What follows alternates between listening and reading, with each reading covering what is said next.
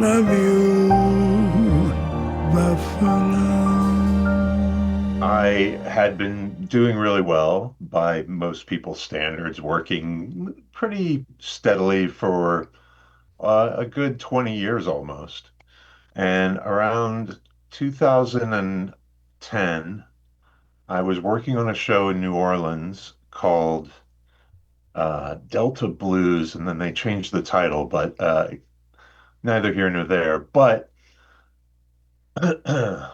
I was cut out of the second season.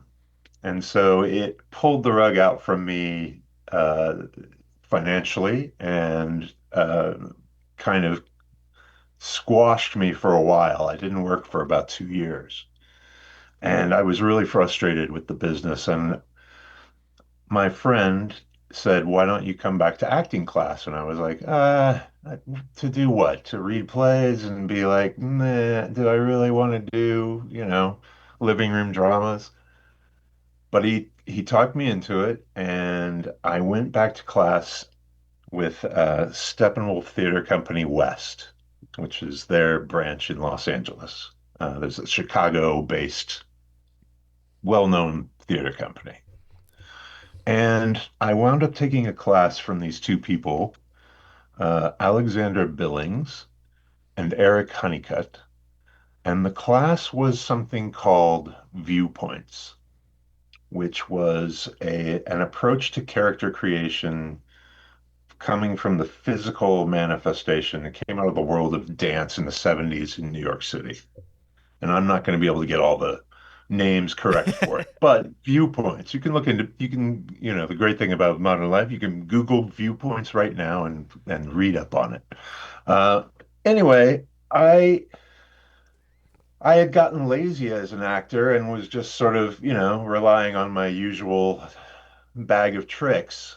And when I started class with especially Alexander Billings, um, it just changed it didn't, not only did it change my approach to acting, but it changed my approach to life because it was a weird mash of improv and digging deep for that sort of true soul connection to these characters. And it was just such a different approach from the stuff I'd been doing on camera that it reinvigorated my passion for acting. And what I learned during that process is that there are the three P's of acting. This is the soundbite right here. The three P's of acting: passion, practice, participation. Mm.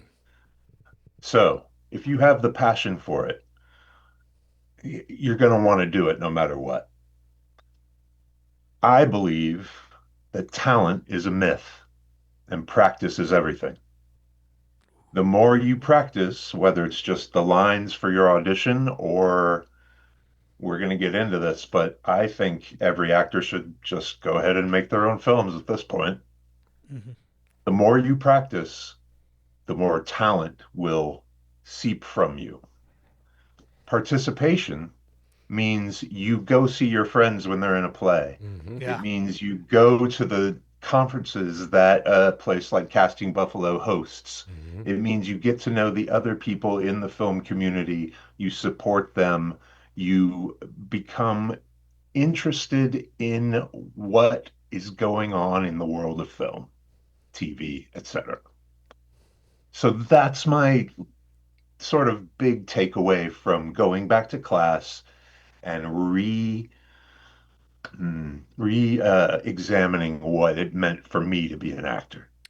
The three P's The will be three P's. famous. Okay? After this podcast, the three P's will definitely be something that people will be talking about. You hit those right on the head. For us all being in this business, what you just the method that you just came up with, those three P's, is the key to success in this business, and that's something that And in life. absolutely Mm-hmm. wow. Definitely. Just that passion, anything you're passionate about, and the practice. I tell actors a lot that if you want to act, you got to do it. What good is an electrician if he's not like fixing things, right? Like you have to be out there practicing. And then the participation thing is the networking aspect, right? We Like, preach wanna that get these all the parts, time. You got to do that. Yeah. Just wonderful advice there. Well, the voice you're hearing and the person you're seeing is Abraham Benrubi, and thank you so much for coming to Podcasting Buffalo. You are an incredible actor who's been doing it for years, and hey, you got to give yourselves props, man. It's the longevity of doing this, and someone who I've seen my whole life in film, television, voice work and beyond. And quite an array of projects, we should say, too. I mean, I think that's something that I find quite impressive, not just the fact that you've been at it for so many decades, but you've had, quite a variety of, there's of range. work. You're not just doing one thing. That's pretty cool. Sorry. No, you're fine. I'm just going to talk more about how much we like you. That's it. You guys are very kind. And honestly, I'm grateful to be on here. I remember seeing all of you lurking around on the set when I was there in Buffalo making the Holiday Touchdown movie. Yes. And I wish I'd had more time to come play with you, but you guys were orchestrating like massive crowds in the rain, and I was like, let them do their job. Well, thank you. Thank you for having me. Absolutely. Well, that's obviously the introduction, to this. We met Abe on the set of Holiday Touchdown. The movie has just been released as well. It's been a lot of just media frenzy and just a lot of excitement, revolving around this movie. Tell us your thoughts on it. Have you seen the film yet? And what do you think about it? My wife and I watched it last night, and Go Bills. I think it's just great, man. I wish that every city could have a movie made about it that showcased its glory in the way that this Holiday Touchdown movie is showing you little glimpses of Buffalo, right? Like, I had a great time there, and there's so many great elements of Buffalo on the screen in Holiday Touchdown. I think they really did a good job. You mentioned something. You said you wish that this should be in every city, right? Every city should have a movie like this. Is that because you're going to be playing Santa in all of them? Because right now you're two of them, right? So, like, how great is that you get to be this reoccurring character? This is they brought you back for the Bills one. Tell us about that process. So I had made I'd made a Western and another Christmas movie with the director of Holiday Touchdown, Dustin Reichert.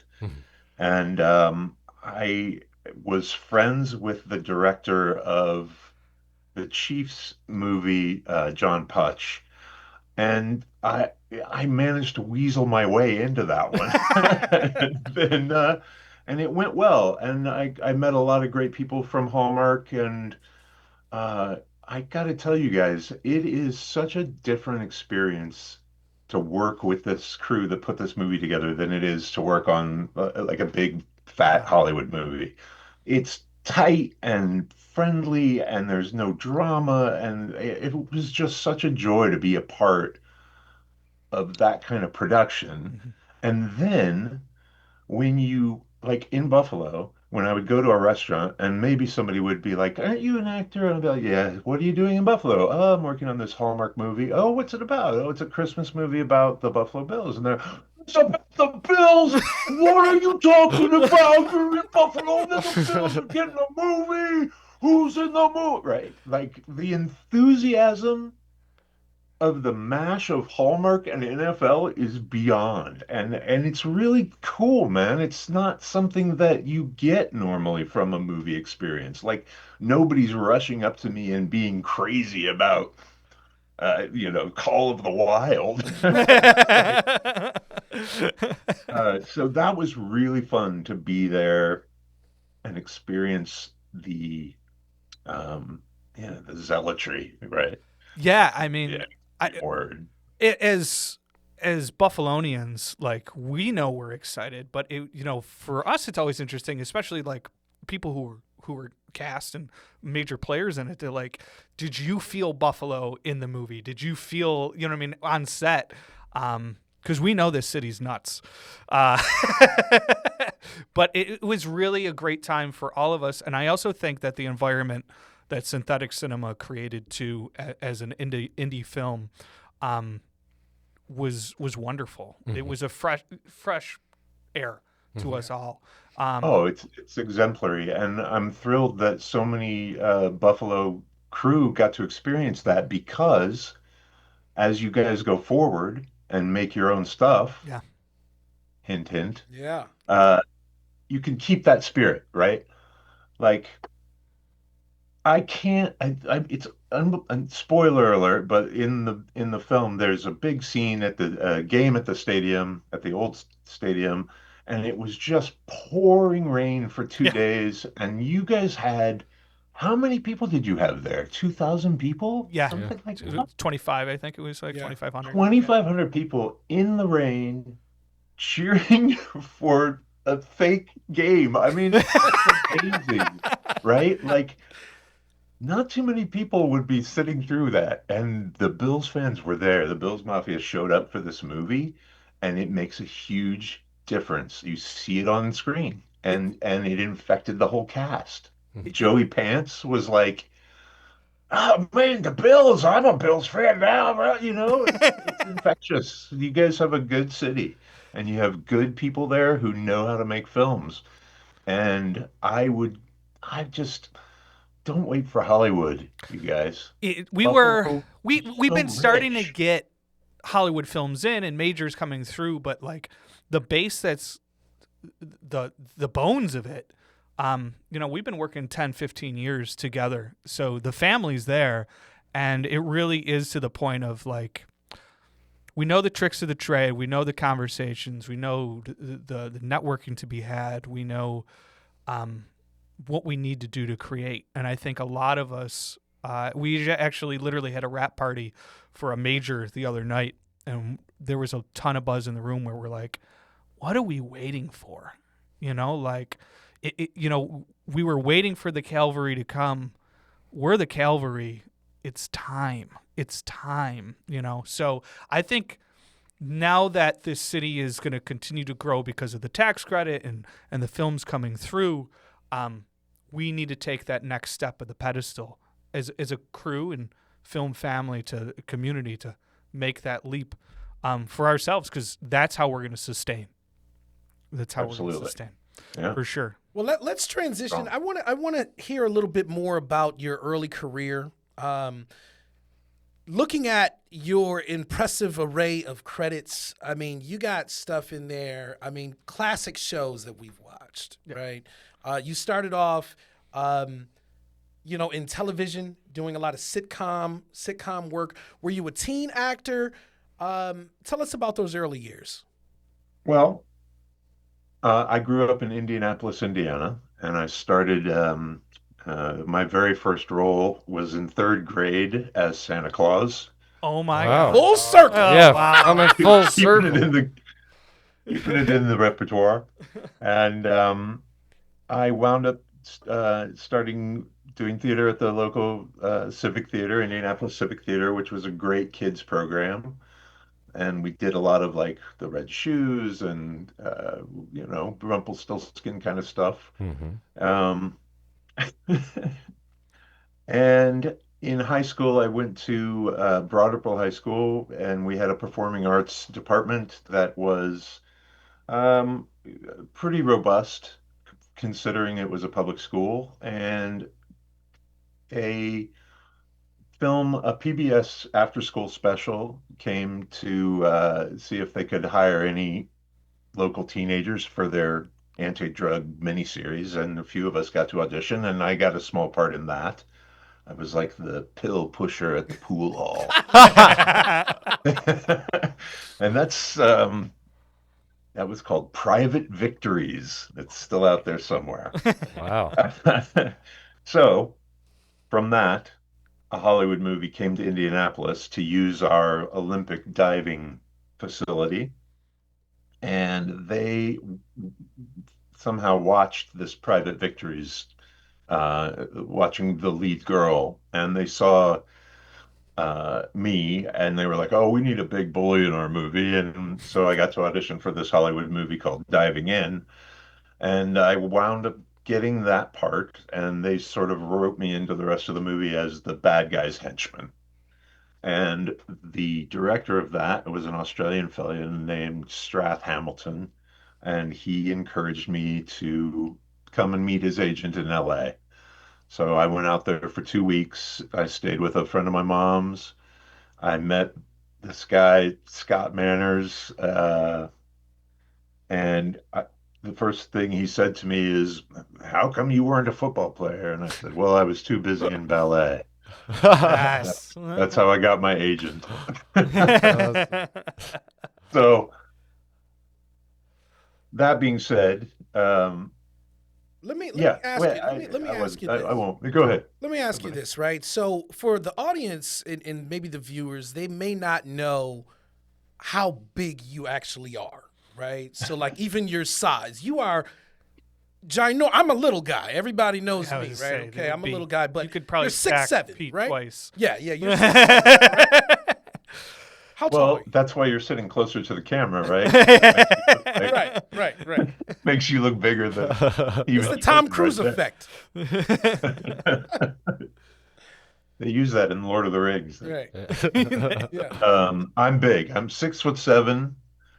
I'm about 260 pounds. I told you earlier I had been in New Orleans, so I spent about 6 months in New Orleans. And when I left New Orleans, I was 375. Oh wow. Whoa. Oh, Now Wow. Yeah. the reason I asked that, okay, is Beck, I want you to also tell me about how has it been a benefit or how interesting your career has been being a person of that size, because as casting directors, we oftentimes, if we're casting leads or if we're casting other characters, they have to be within that range to be able to fit together on screen, right?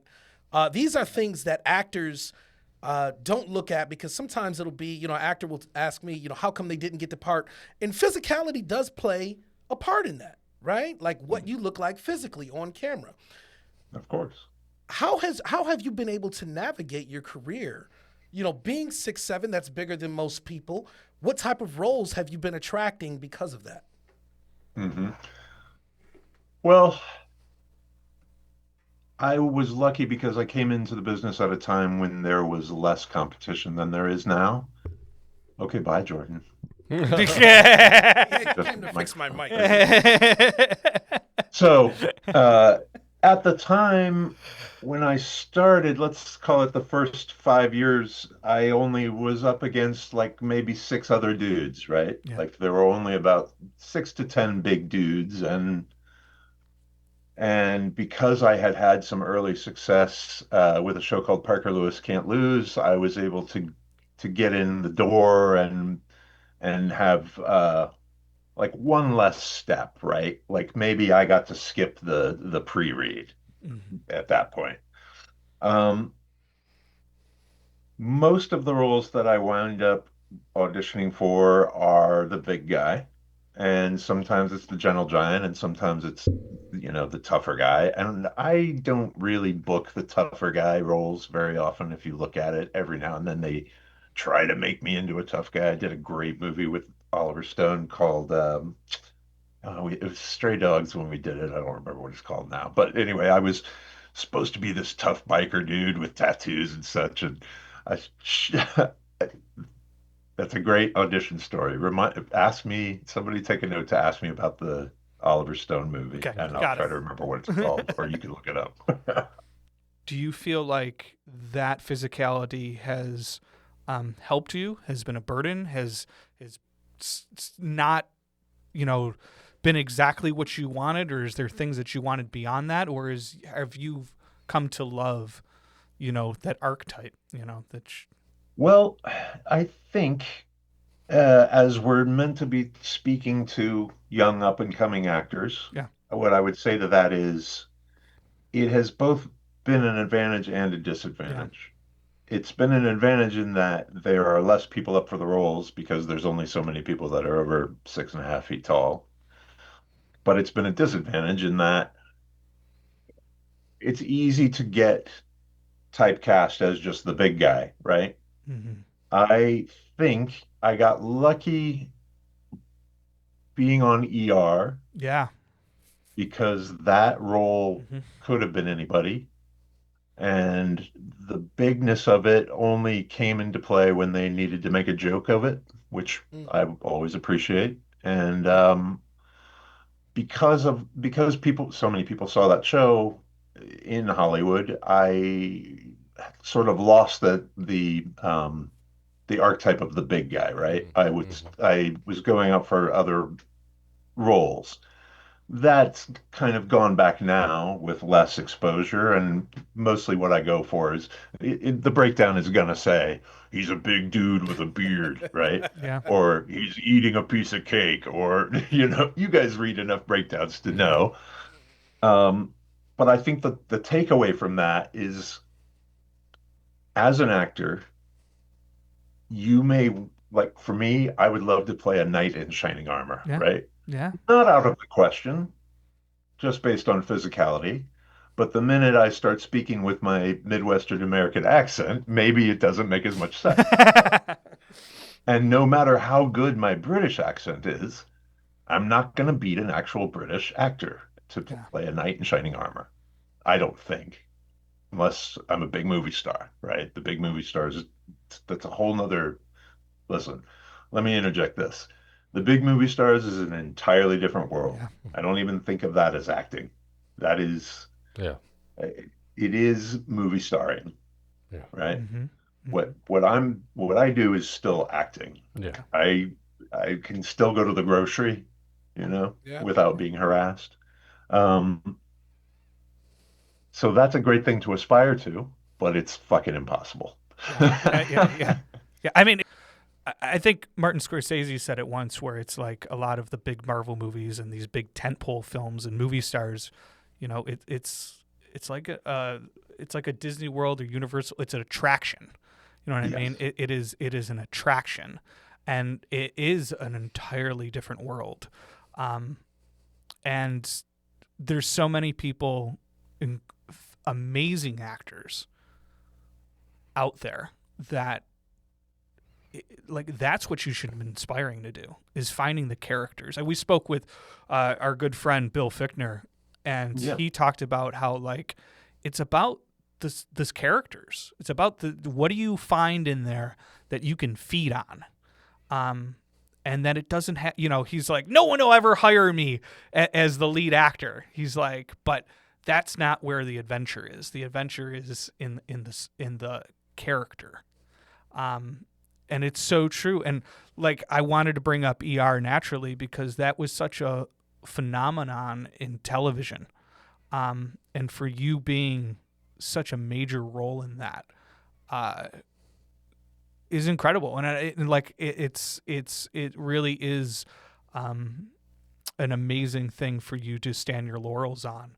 And I would love to hear more of that experience, and what it did to your career, what it did to you as, as an actor, as talent, Mm-hmm. and kind of change your life a little bit. Yeah.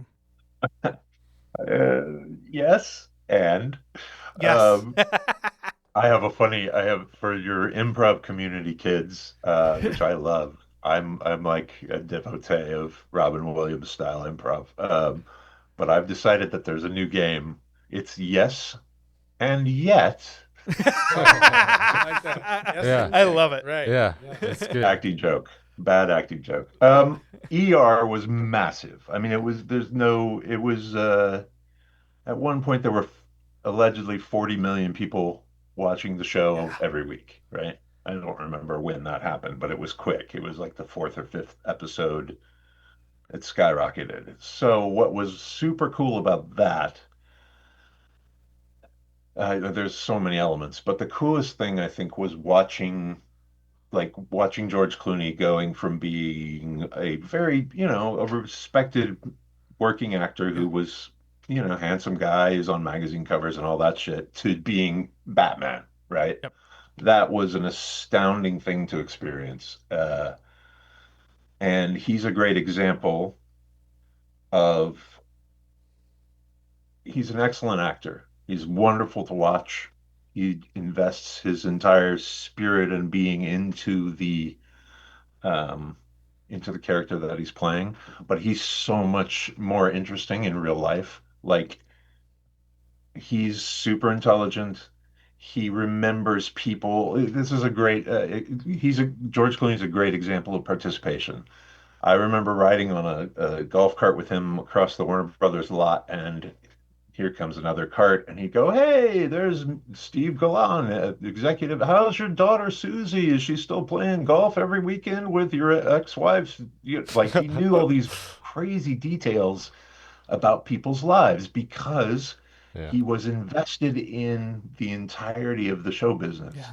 as opposed to just being an actor, right? And you see that with what he's done since. So to even get a little tiny glimpse of that was, I was like, oh shit, there are people who are destined to do this. Mm-hmm. And I'm just lucky to even get to like stick my foot in the water because it's a lot of to focus your entire being on show business. I don't think I can do that. Yeah. I have other interests, you know. So I was astonished by that. Another super cool part was all the guest stars we had. Yeah. Like, so many legends came through there. Mhm. Alan Alda from MASH, Mm-hmm. Another tall actor too. another tall actor. Yeah, yeah, we can. Um, so I said to him, "What are you doing here? Why are you doing?" You said I'm the only tall actor here, buddy. Yeah, that's right. Get off my set, tall guy. No, and he said to me, "You can be very famous and not be very rich." Yeah. And I was just like, "Yeah, but you're Alan Alda." Right. He just smiled at me. I was like, God damn, dude. Okay.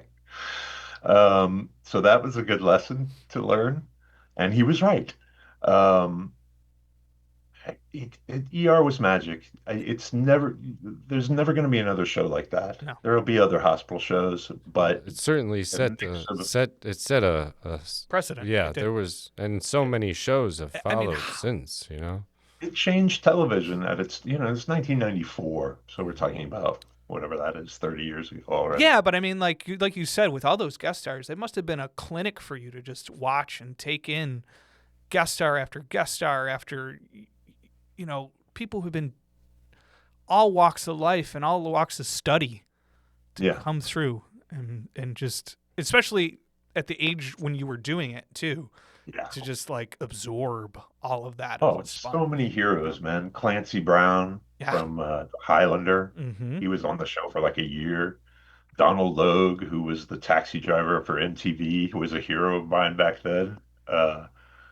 And he's still a great, these guys, they're legends. They were legends on there. It's an unreal, still unreal to me that I got to be a part of that in any way. And, big corn-fed boy from Indiana pretending to be Spider-Man in his mom's basement that winds up on this giant show. It's so cool. And this is the lure of Hollywood, kids. It could happen to you. Let me ask you, Abe, out of your career, from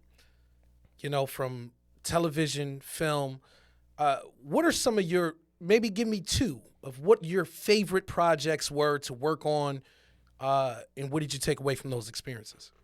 Mm-hmm. Man. Two favorite projects. First favorite project is a film called Without a Paddle. Yes. Oh, yes. I was going to bring it up. Thank you. Okay. That was a great. That experience was utterly unique. That was a big Hollywood production. We filmed in New Zealand. They carted us all around the North Island of New Zealand. We flew in a helicopter. Ethan Suplee and I played brothers, and we're like redneck pot farmers. And there was a day when we worked really late, and then we had a really early call. So they flew us from the set on a helicopter back to the grass in front of the hotel because that's how they do shit in New Zealand back then.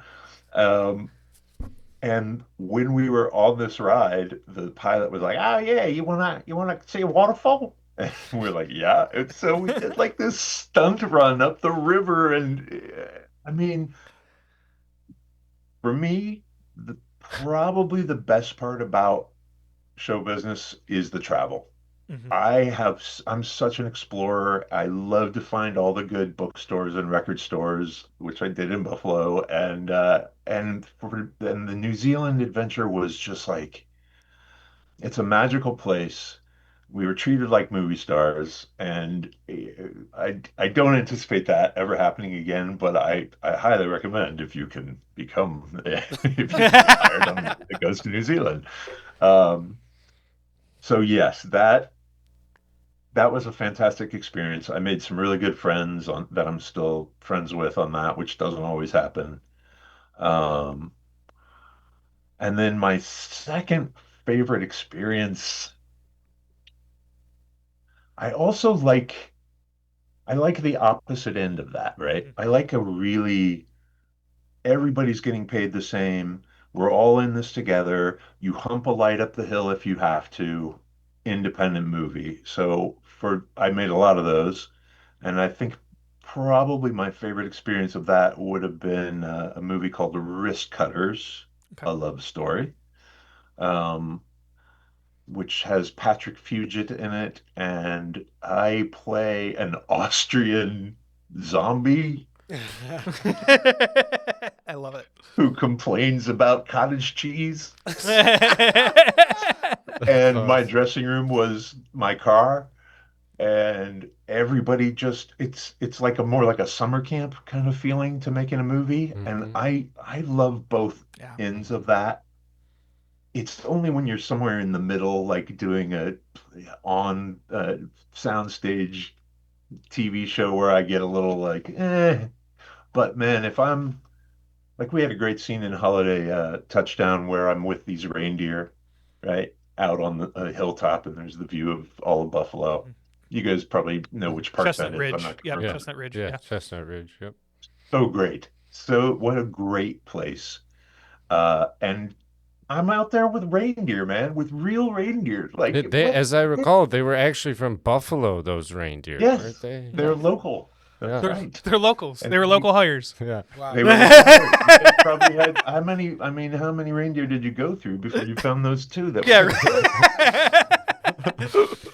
Those are the best. And like when I was going through, and I've tracked you a long time just because like we're one of those faces growing up for me that I was like, oh, it's Abraham, but yeah, that's why like Without a Paddle was like, I need to bring it up because like that, like for me, I love that movie, and like I could list the things that I love, which is like, of course, where I'm going to say George of the Jungle, which I'm sure you hear Oh yeah. all the Love time. George of the Jungle. I brought it up to you before, but my wife is a huge Buffy fan, and the 2 episodes that you played there,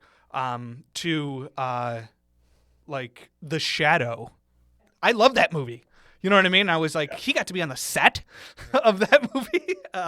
But all those smaller things to like the real indie things. My question to you was, after you had your reinvigoration of acting, what was that first project that you came back to and said, okay, this is my reset? What was that? I wound up becoming a part of a theater company called Sacred Fools in Los Angeles, and I wound up producing a play about Sherlock Holmes.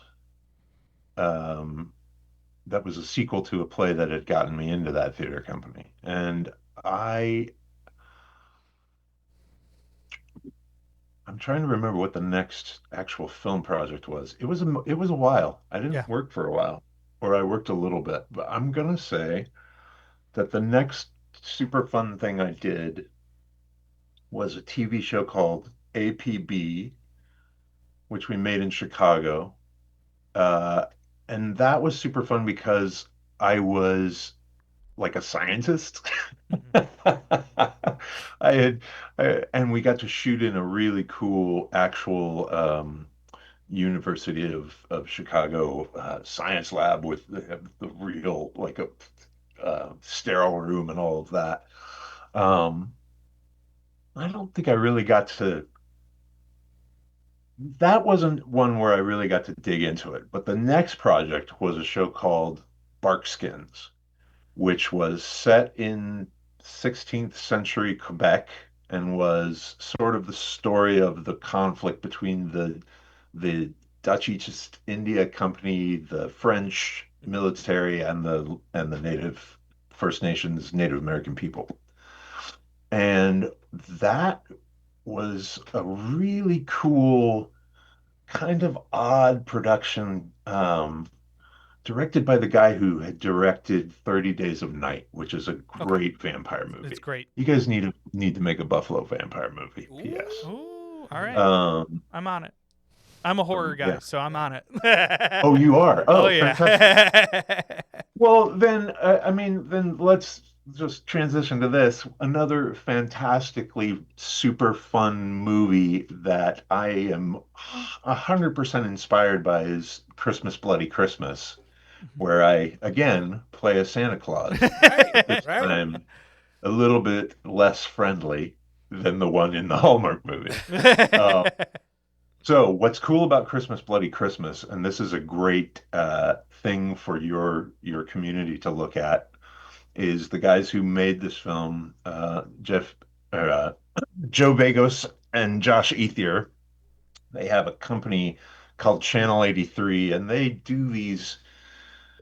They've been pretty low budget up to now, but they shoot on 16 millimeter. That's They have a really tight-knit crew of all horror fans. They came from Rhode Island. They've stayed together. They've kept like what he's able to. He has a movie out recently called Jimmy and Stiggs that he shot by himself with later they added other people, but he basically shot this thing over 4 years by himself in his apartment. Wow. During COVID, they started. And it is a psychedelic punk rock metal crazy film. So those guys inspire me thinking that there's another generation of young filmmakers who are going to tear shit up, throw away the fucking Marvel movies, and make some really interesting cinema. Yeah. I love it. It's burning in my mind. If there's a Buffalo vampire movie, are you coming into town? Yeah, if you need a big fat vampire. Oh, look at you. Whatever you need. I don't know. All right, Close I'm we gonna are. need. Right.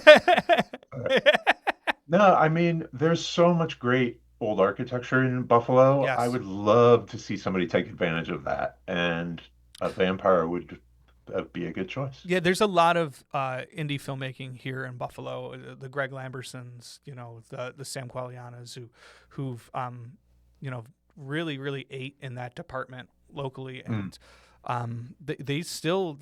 they're always hardworking. We have this awesome local film festival, Fantasy Film Fest, that amazing Fantasy Fest. Yeah. Sorry, I got to get it right. Yeah. For Greg, that he puts on to try to get a lot of local horror filmmakers, and I think that's the genre. That genre will never die. That genre is something that we all can connect with, and they make money, which That's the rumor. that's the rumor. Which that's the thing. I'm not someone who's worried about the money, but it does pique people's interest. Is horror. Of course. Somebody's got to put up the money. Yeah, exactly. But it's something that can turn over, and Yep. no, that's great to know that is where your mind sits. That's good to know for me, which is horror, man. That's great. And you talking about that passion of get up off the ground, do it yourself. It's something that we've really started to preach a lot, and I don't know if you have any other advice to doing it. Is there something that you're working on yourself? Is there something that that you want. Yes, and I'm trying to convince my director to bring it to Western New York, as a matter of fact. Amazing. So we're in the early stages. Everybody's got a project in early stages, and I think we just got some seed money. If you He was need looking any at- casting support, I know a great company here in Buffalo. Believe me, if this actually happens, I will 100% be coming to you guys. Please, yeah.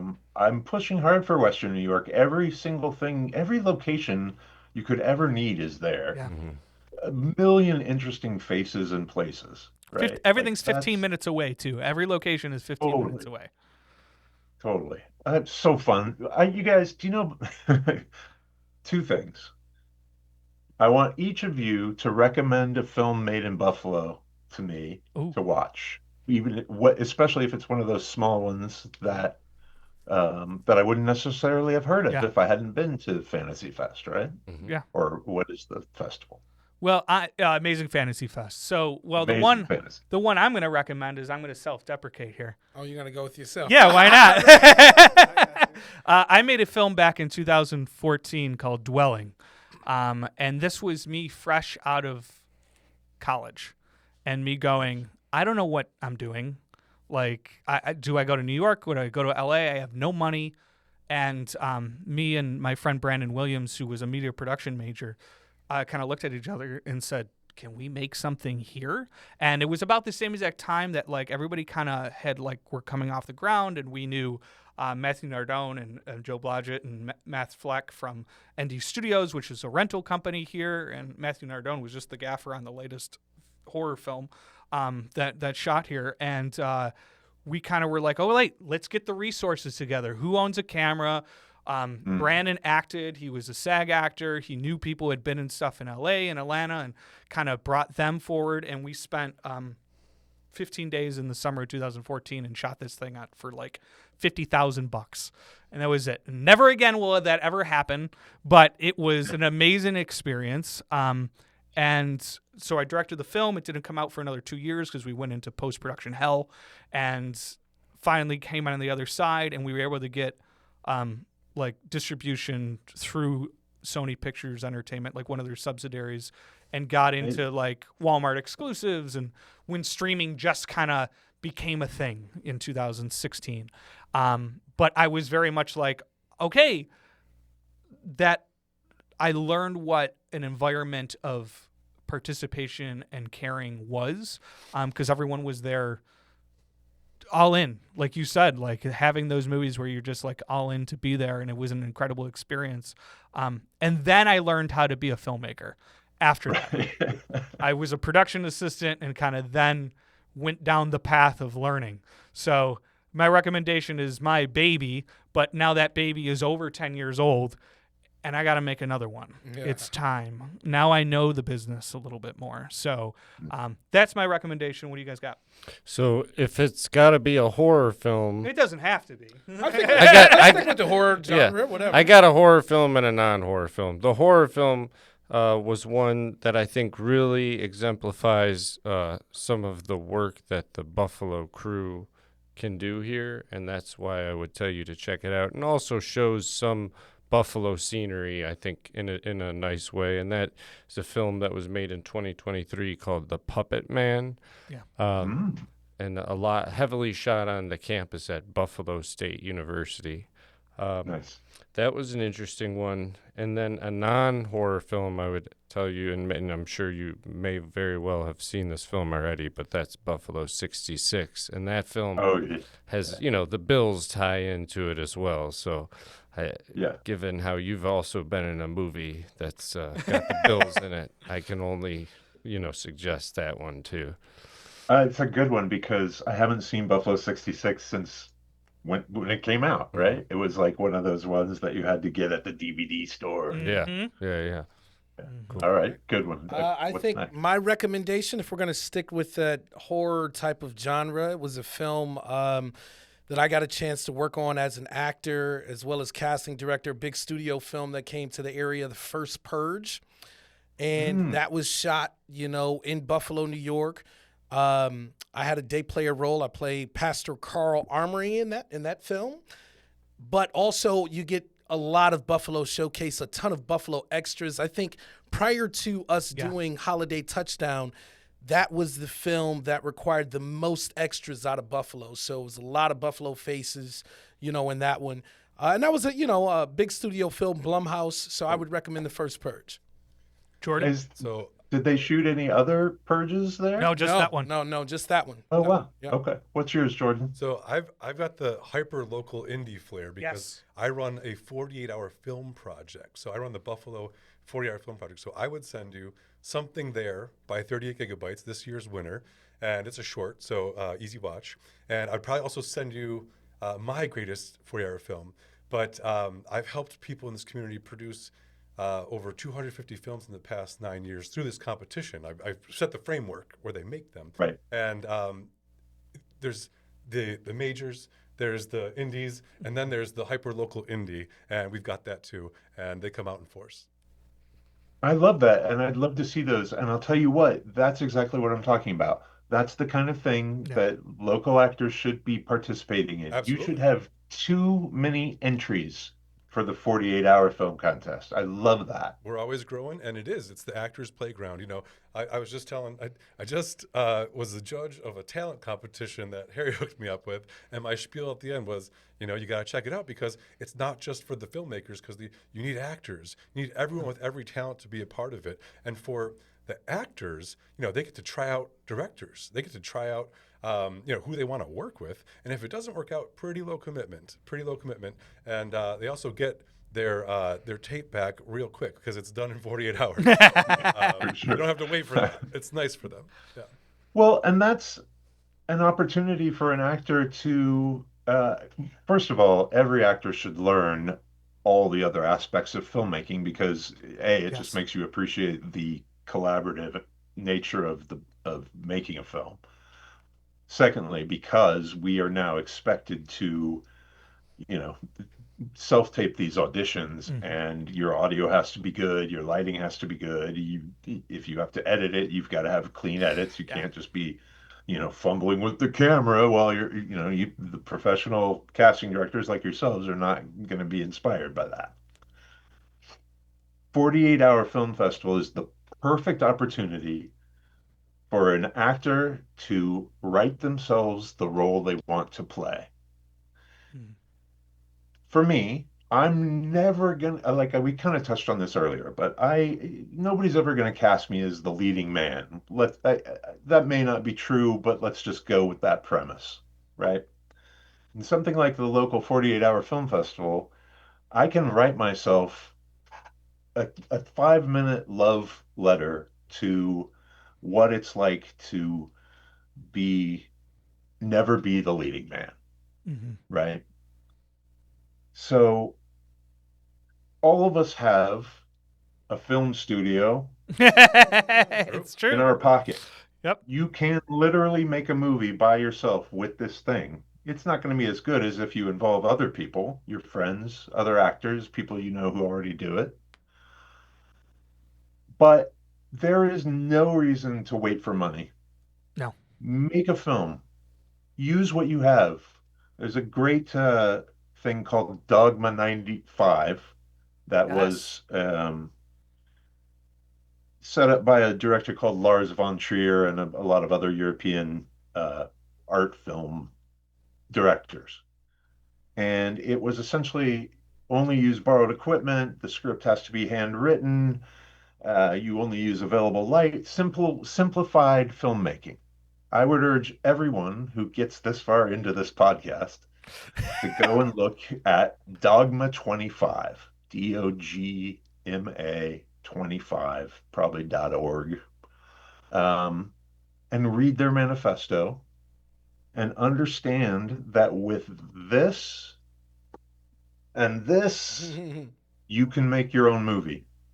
And you don't have to wait for somebody to finance it.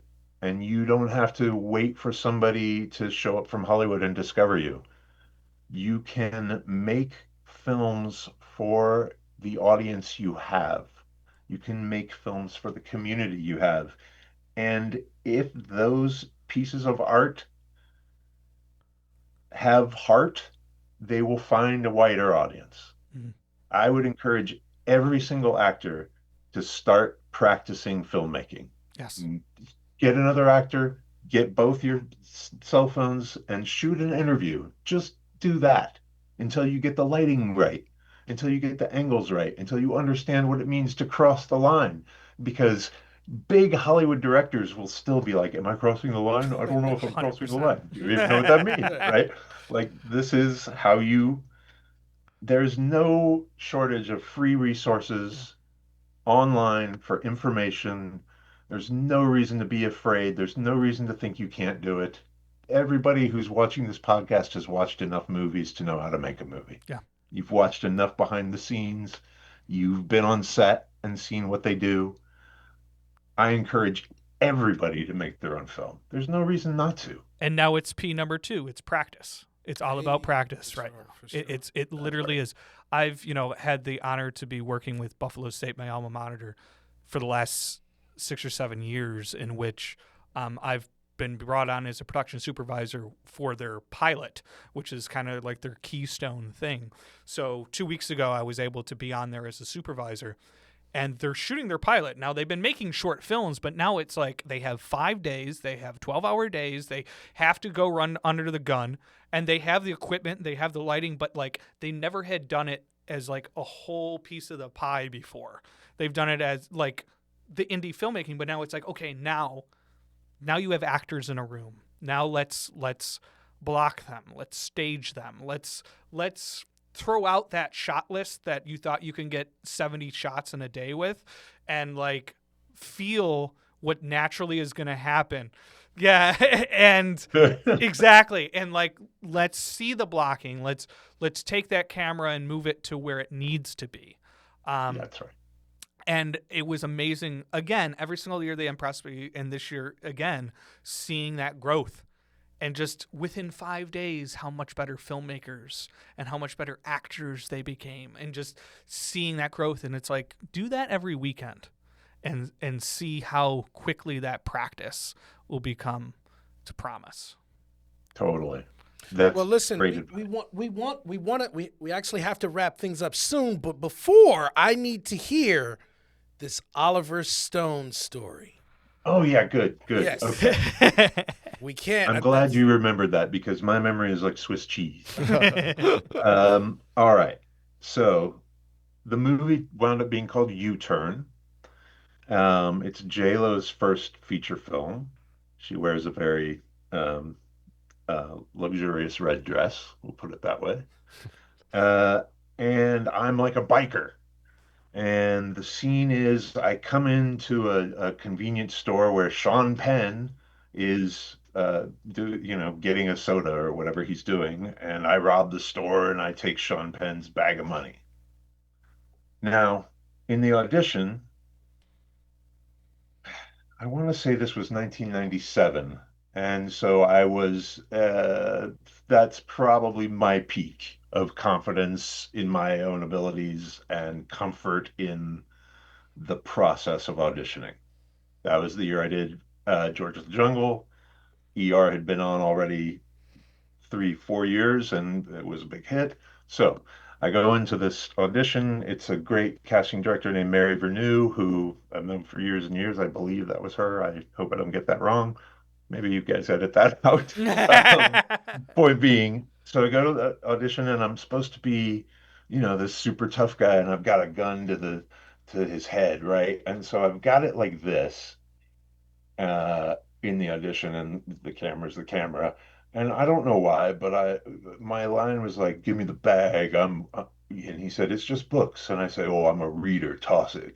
And so the reader off camera says, I say, "Give me the bag." And she goes, "It's just books." And I was like, "Give me the bag." I knocked the camera. Sorry, you guys. But I knocked the camera off this tripod, and that's how I got the callback. Wow. Oliver Stone says to me, "Man, you hit that camera. That was pretty smart." Right? So I'm in this callback, and it's me and Oliver Stone and Sean Penn. Okay? Oliver Stone has me knocking on Sean Penn's head, literally. All right, do it like it's a cantaloupe. Do it like it's an egg. Do it like it's a kickball. And Sean Penn's like just glaring at me. Such a strange and wonderful experience. And that is one aspect I miss of in-person auditions. Oh, yeah. You don't know what's going to happen, right? So the lesson to take away from that, my dear beloved young actors, is to be fearless. You're going to get a no anyway. Yeah. So why not go out swinging? No, I love it. Great advice. I love Absolutely good awesome. advice. Abe, this was wonderful. Yeah. Thank you so much for taking the time out of your day to be a part of this. Go Bills. Yeah. Go Bills. Go Bills. We will definitely be in touch, and let's make that knight in shining armor vampire movie. Done. Absolutely done. Cool. All right, I've got my Buffalo film list. But next time I talk to you guys, I'll be an expert on all things Buffalo. Sounds good. Awesome. Thank you. Thank you, Abe. Thank you, guys. Go watch Holiday Touchdown, A Bill's Love Story. It is streaming right now on Hallmark Plus. Let's get you back soon. Ladies and gentlemen, that was Podcasting Buffalo. That's a wrap. I love you. I love you, Buffalo.